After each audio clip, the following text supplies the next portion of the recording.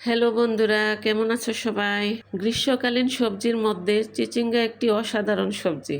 আর এই অসাধারণ সবজি দিয়ে আমি আজকে তৈরি করব খুবই সহজ এবং মজাদার রেসিপি, চিচিঙ্গা ভাজি। তাহলে চলো কথা না বাড়িয়ে রেসিপিটি তৈরি করে ফেলি। রেসিপিটি তৈরি করার জন্য প্রথমে আমি কয়েকটি চিচিঙ্গা সুন্দর করে মেক করে ভালো করে ধুয়ে নিয়েছি। সাথে নিয়েছি পেঁয়াজ এবং কাঁচামরিচ।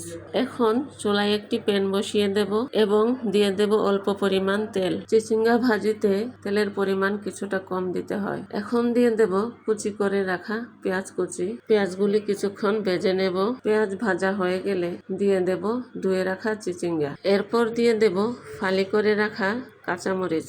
দিয়ে দেব পরিমাণ মতো লবণ এবং অল্প একটু হলুদের গুঁড়া। এখানে আমি আর অন্য কোনো মশলা ইউজ করব না, শুধু হলুদ এবং কাঁচামরিচ দিয়েই রেসিপিটি তৈরি করব। এভাবে রান্না করলে ভাজিটা দেখতে যেমন সবুজ সবুজ একটা কালার লুক আসে, তেমনি খেতেও কিন্তু খুবই মজা হয়। দেন হচ্ছে সবকিছু এখন একসাথে মিক্স করে ঢাকনা দিয়ে ঢেকে কিছুক্ষণ রান্না করব। 3 মিনিট রান্নার পর ঢাকনা উঠিয়ে আবারও একটু নেড়ে ঢেকে দিয়ে রান্না করব। এভাবে কিছুক্ষণ রান্নার পর ফাইনালি কমপ্লিট হয়ে গেল আমার চিচিঙ্গা ভাজি রেসিপি। রেসিপিটি কেমন লাগলো কমেন্ট করে অবশ্যই জানাবে।